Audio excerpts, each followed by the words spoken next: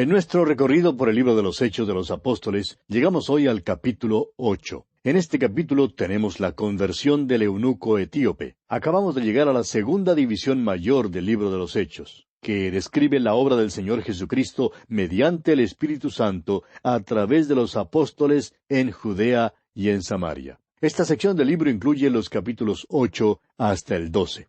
Ahora usted recordará que el capítulo 7 concluyó con una escena muy extraña. Incluía a dos jóvenes que tuvieron una influencia muy grande sobre la iglesia primitiva. Uno de ellos era Esteban, diácono, un joven que entregó su vida. Es decir, fue el primer mártir de la iglesia. El otro era un joven fariseo que aprobó el apedreamiento de Esteban. Y su nombre era Saulo. Leamos pues el primer versículo de este capítulo 8 de los Hechos. Y Saulo consentía en su muerte. En aquel día hubo una gran persecución contra la iglesia que estaba en Jerusalén. Y todos fueron esparcidos por las tierras de Judea y de Samaria, salvo los apóstoles. Saulo participó en la persecución de Esteban. Él dio sus vivas. Ahora este joven Saulo de Tarso se admiró cuando vio el rostro de Esteban. Esteban miró al cielo y dijo que allí estaba viendo, parado a la diestra de Dios, al Hijo del Hombre. Este joven Saulo también miró hacia arriba, pero no vio nada. Pero, amigo oyente, de veras que deseaba ver. Era un fariseo muy devoto. Más tarde, él sí vería.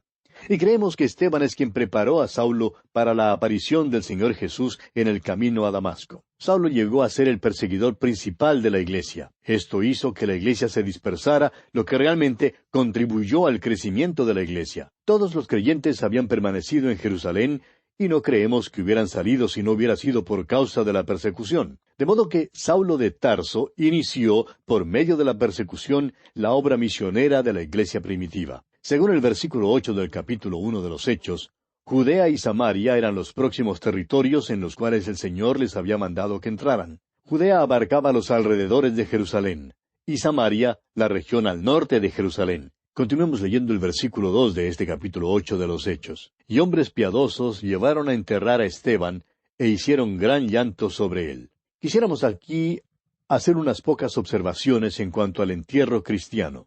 Hay una pregunta que surge hoy en día y es la siguiente. ¿Es malo o es bueno que los cristianos sean cremados? No hay nada en toda la Biblia en contra de la cremación. Nadie perderá su salvación al ser cremado. Sin embargo, el método de entierro para un cristiano es como el sembrar una semilla. Es como poner el cuerpo en un hotel para que pueda dormir. El apóstol Pablo se refiere a esto en su primera epístola a los tesalonicenses, y también habla en detalle en cuanto a esto en su primera carta a los Corintios, capítulo 15. Uno no quema la semilla antes de sembrarla. Uno tampoco quema el cuerpo de una persona antes de ponerlo en un hotel para que pueda dormir. Estamos seguros que el cuerpo de Esteban debe haber estado terriblemente mutilado. Aún así, dice que los hermanos creyentes lo llevaron tiernamente y lo pusieron en la tierra, así como usted sembraría una semilla. Esteban ya se había ido a la presencia de Cristo, quien le estaba esperando, pero su cuerpo entró en la tierra y se quedará allí hasta cuando sea levantado nuevamente. El apóstol Pablo dice en su primera carta a los Corintios, capítulo 15, versículos 42 al 44, lo siguiente. Así también es la resurrección de los muertos. Se siembra en corrupción, resucitará en incorrupción. Se siembra en deshonra, resucitará en gloria. Se siembra en debilidad, resucitará en poder. Se siembra cuerpo animal, resucitará cuerpo espiritual. Ahora no podemos ver cómo la cremación manifiesta esta idea. Creemos que la descripción de un verdadero entierro cristiano debe ser más acorde con la idea de sembrar una semilla. Hay quienes protestan que no tenemos más espacio para enterrar. Amigo oyente, esta vieja tierra ya ha recibido cuerpos por miles de años y todavía hay cupo para más. Allá en el libro de los Proverbios, capítulo 30, versículos 15 y 16, leemos, 3 cosas hay que nunca se sacian. Aún la cuarta nunca dice basta. El Seol, la matriz estéril, la tierra que no se sacia de aguas, y el fuego que jamás dice basta. Volviendo ahora al capítulo 8 de los Hechos, leamos el versículo 3. Y Saulo asolaba la iglesia, y entrando casa por casa, arrastraba a hombres y a mujeres, y los entregaba en la cárcel. Este era un joven lleno de celo. Recuerde que más tarde escribió de sí mismo en su carta a los Filipenses, capítulo 3, versículo 6, diciendo, en cuanto a celo, perseguidor de la iglesia. Y vemos aquí el efecto de la persecución, efecto que siempre ha sido el mismo. En realidad no estorbó a la iglesia, sino que adelantó la obra de la iglesia, pues según lo vemos en el versículo siguiente, versículo 4 del capítulo 8 de este libro de los Hechos, dice, pero los que fueron esparcidos iban por todas partes anunciando el Evangelio. Más tarde, el apóstol Pablo daría este mismo tipo de testimonio después que fuese echado en la cárcel de Roma. Allá en su carta a los Filipenses, capítulo 1, versículo 12, escribió, quiero que sepáis, hermanos, que las cosas que me han sucedido han redundado más bien para el progreso del Evangelio. No creemos que la iglesia puede ser dañada desde afuera. Puede ser dañada desde adentro, como veremos más tarde en este capítulo. Ahora se nos presenta a Felipe, el segundo diácono, aquel que Dios usó de una manera maravillosa. Ahora, Felipe llegó a ser un testigo en el extranjero, después de la muerte de Esteban. Y esto ya lo vemos en el versículo 5. Leamos el versículo 5. Entonces Felipe, descendiendo a la ciudad de Samaria, les predicaba a Cristo. El Señor Jesús había dicho que debían serle testigos en Jerusalén y en Judea y en Samaria. Ahora vemos que la palabra va hasta Samaria. Continuemos con el versículo 6. Y la gente, unánime, escuchaba atentamente las cosas que decía Felipe, oyendo y viendo las señales que hacía. Usted recordará que Esteban había ejercido dones junto con señales, y ahora vemos que a Felipe le fueron dados aquellos mismos dones. Ahora todos no los tenían. Fueron dados a los que ocupaban puestos de autoridad, a quienes llevaban la palabra de Dios al mundo. Llegó el día cuando aquellos dones acompañados de señales desaparecieron. Desaparecieron después de los tiempos de los apóstoles, cuando el canon de la Escritura fue completado y establecido. La doctrina es establecida por medio de las Escrituras. Los dones, junto con las señales, ya no son necesarias para vindicar la verdad y la autoridad de las Escrituras. Continuemos con los versículos 7 y 8 de este capítulo 8 de los Hechos. Porque de muchos que tenían espíritus inmundos, salían éstos dando grandes voces, y muchos paralíticos y cojos eran sanados. Así que había gran gozo en aquella ciudad. El Evangelio ha llegado ahora a Samaria. Felipe fue bien recibido en Samaria, y allí el Evangelio trajo gran gozo. ¿Quién lo hubiera creído? Veremos ahora que la iglesia está creciendo rápidamente. Pero como resultado de este movimiento popular, había quienes, aunque no eran creyentes de ninguna manera, se asociaban con la iglesia. En realidad eran inconversos, pero hacían una profesión de fe. Y conoceremos ahora a uno de estos. Leamos el versículo 9 de este capítulo 8 de los Hechos. Pero había un hombre llamado Simón, que antes ejercía la magia en aquella ciudad, y había engañado a la gente de Samaria, haciéndose pasar por algún grande. Este hombre alegaba tener un don que era acompañado de señales, y esto, claro, lo estableció como un gran personaje. Y notamos que pasa lo mismo hoy en día. Si alguien alega ser un sanador de fe, créanos, amigo oyente, que eso coloca a esa persona en una clase especial. Ahora puede ser que algunos declaren que los sanadores de fe son personas muy humildes, pero tememos que la humildad sea para ellos algo que se pueda poner o quitar como un vestido. La humildad, amigo oyente, no se manifiesta en las reuniones donde una persona supuestamente esté sanando a los enfermos y alegando que él o ella es la única persona por allí que tiene ese don. Eso no es humildad. Eso es decir que usted es algún grande. Y eso es lo que hacía Simón el mago. Continuemos con los versículos 10 y 11 de este capítulo 8 de los Hechos. A este oían atentamente todos, desde el más pequeño hasta el más grande, diciendo, este es el gran poder de Dios. Y le estaban atentos porque con sus artes mágicas les había engañado mucho tiempo. Estos hombres creían que Simón el mago era como un dios. Y lo mismo que esa gente, hay muchos hoy en día que son engañados. Amigo oyente, no sea usted engañado por algún hombre, ni por su poder. Aun si un hombre está predicando la palabra de Dios, no mire al hombre, mire a la palabra de Dios, y compruebe si la está presentando con exactitud. Mire a Dios, vuélvase a Él. Cuando quitamos los ojos del Señor Jesucristo, amigo oyente, entonces ponemos los ojos en el hombre. Y eso es lo que pasó en Samaria. Ahora leamos el versículo 12. Pero cuando creyeron a Felipe, que anunciaba el Evangelio del reino de Dios y el nombre de Jesucristo, se bautizaban hombres y mujeres. Felipe predicó el Evangelio en Samaria, y muchos hombres y mujeres creyeron. Simón se encontró con Felipe y al parecer hizo una profesión de fe bajo el ministerio de Felipe. Creemos que Simón es el primer estafador religioso en la iglesia, pero no el último. Profesó ser creyente durante el avivamiento de mucho alcance que tuvo lugar en Samaria bajo el ministerio de Felipe. Cumplió todo el ritual externo. Profesó creer, pero no entró en la fe salvadora. Fue bautizado y llegó a ser amigo de Felipe. Ahora el versículo 13 dice, también creyó Simón mismo, y habiéndose bautizado, estaba siempre con Felipe. Y viendo las señales y grandes milagros que se hacían, estaba atónito. A este Simón se le mostró el camino de Jesucristo, y se quedó impresionado. Sin embargo, no se convirtió. Ahora fíjese usted que hay otros también que se dicen ser creyentes, y que profesan, pero que no son salvos, no han renacido. Tienen un conocimiento solo intelectual, es decir, solo mental, y acompañan a los otros hermanos, pero en realidad no son salvos. Estos quizás hasta han sido bautizados con agua, pero no han sido bautizados con el Espíritu Santo. Hay muchos hoy en día, así como Simón el mago, amigo oyente. Recibimos muchas cartas de amigos radioescuchas que nos cuentan que desde que han estado estudiando la Biblia, mediante nuestro programa A través de la Biblia, han comenzado a examinar su fe. Muchos se han dado cuenta que han estado simplemente siguiendo o acompañando a otro, pero que ellos mismos no habían sido convertidos en verdad. Ahora es necesario que nos examinemos. Ahora el apóstol Pablo dice lo siguiente allá en su segunda carta a los Corintios, capítulo 13, versículo 5. Examinaos a vosotros mismos si estáis en la fe, probaos a vosotros mismos. Examínese, amigo oyente, si está en la fe o no lo está. Este hombre Simón tenía todos los adornos externos. Respondió que creía en Jesús y por tanto fue bautizado. Pero en realidad no era salvo. No tenía una fe genuina. Leamos los versículos 14 al 16 de este capítulo 8 de los Hechos.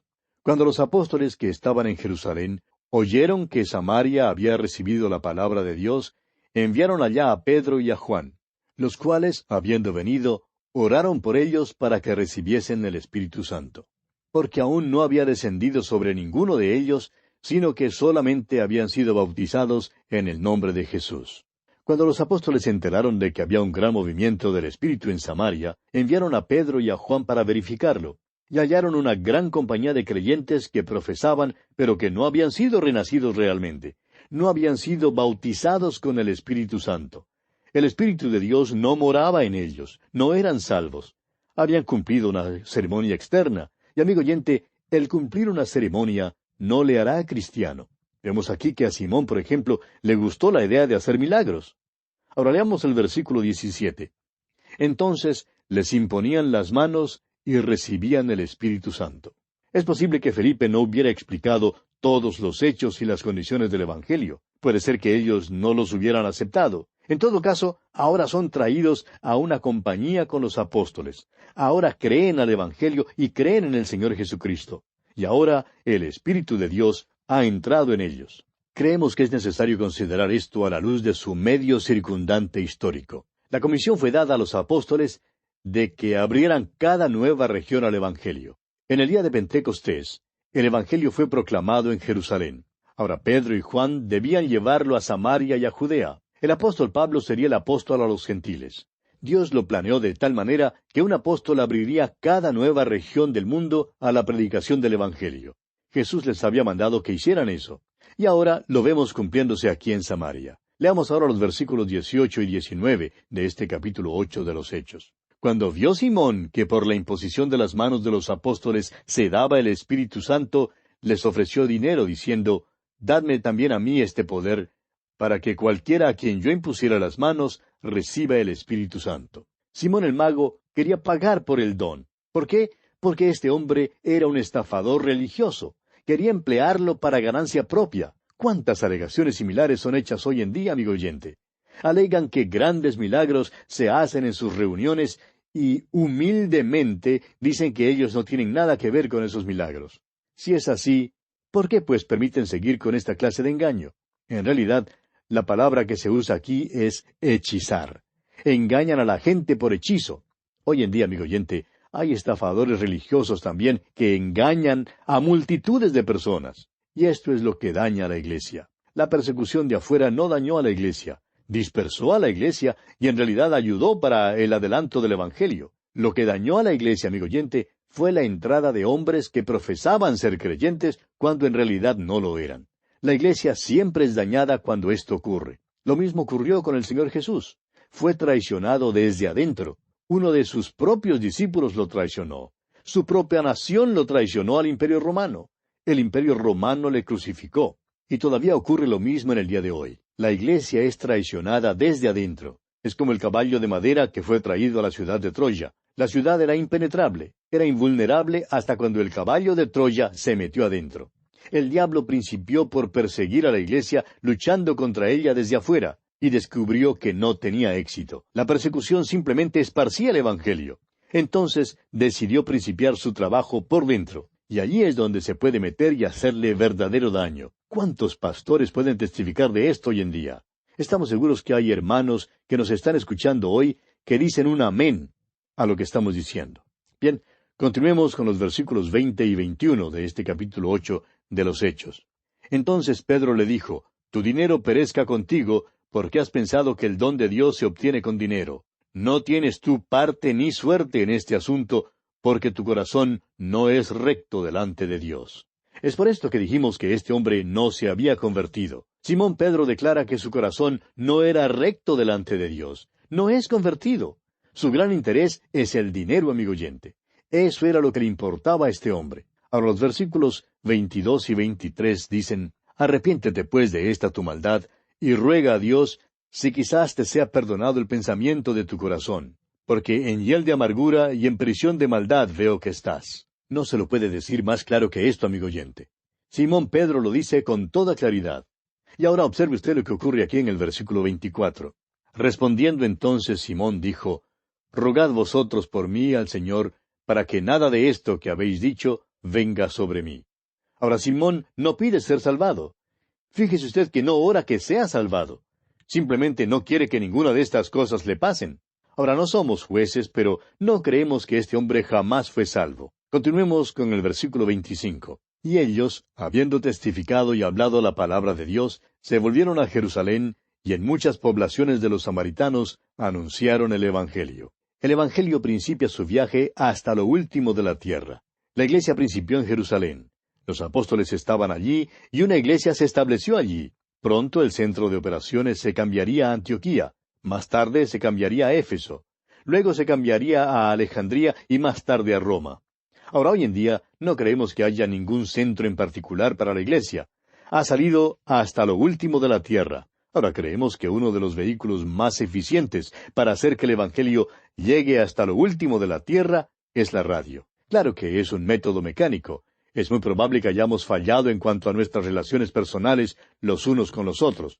Pero todavía es cierto que por medio de la radio podemos hacer lo que no se ha hecho antes. Por este medio podemos hoy alcanzar a quienes no nos es posible alcanzar personalmente. Bien, pasemos ahora a considerar el encuentro de Felipe y el eunuco etíope. Llegamos ahora a una nueva sección de este capítulo 8 de los Hechos y también a otra parte del ministerio de Felipe. El Evangelio había ido hasta Samaria y había muchos verdaderos creyentes como resultado de la predicación del Evangelio. Pero también vimos que fue en Samaria donde la maldad entró en la iglesia por medio de Simón el mago. De modo que por medio de contraste con Simón el mago, llegamos ahora a la experiencia de Felipe con el eunuco etíope. Este hombre fue guiado a Cristo y su fe sí fue genuina. Llegó a ser un maravilloso hombre de Dios. Leamos ahora el versículo 26 de este capítulo 8 de los Hechos. Un ángel del Señor habló a Felipe diciendo, «Levántate y ve hacia el sur, por el camino que desciende de Jerusalén a Gaza,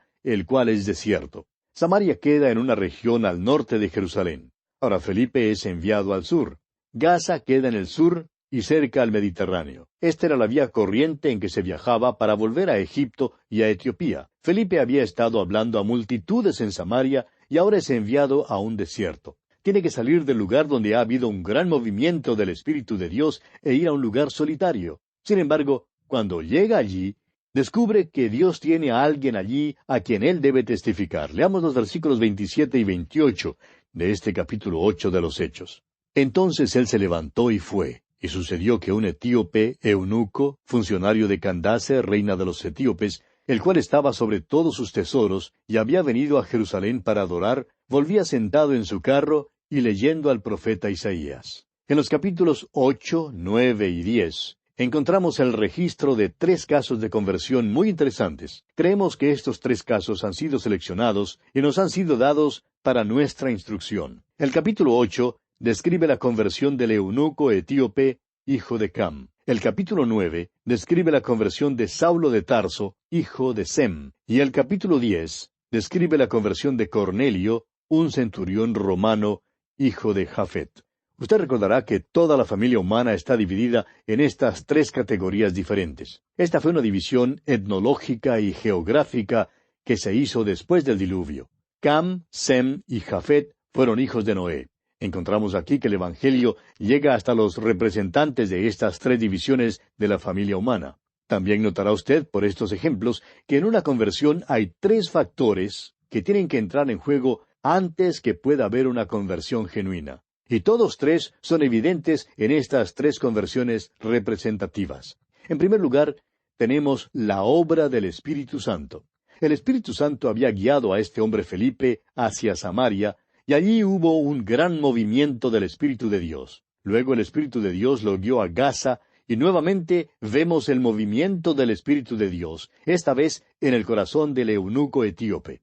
El Espíritu de Dios había ido delante de Felipe para preparar los corazones que serían alcanzados con el Evangelio, y el Espíritu Santo también preparó al mensajero. Esta dirección del Espíritu de Dios es un punto esencial, y tememos que muchísimo del trabajo que se hace hoy en día se esté haciendo de una manera casual, sin la dirección debida del Espíritu de Dios. Creemos que es necesario orar y orar mucho antes de hablar con alguien en cuanto al Evangelio. Debemos hablar con Dios antes de hablar con cualquier individuo acerca del Señor. No es simplemente que necesitemos que el Espíritu Santo nos guíe. Lo que necesitamos es que el Espíritu de Dios vaya delante de nosotros para preparar el camino y para llamarnos a ir a donde Él está. Queremos ir a donde el Espíritu de Dios está obrando. Esto es lo primero que es esencial en la conversión. Hallamos esto en la conversión del eunuco etíope y también en la conversión de Saulo y de Cornelio. Pero vamos a detenernos aquí, amigo oyente, porque se nos acabó el tiempo. Que Dios le bendiga abundantemente.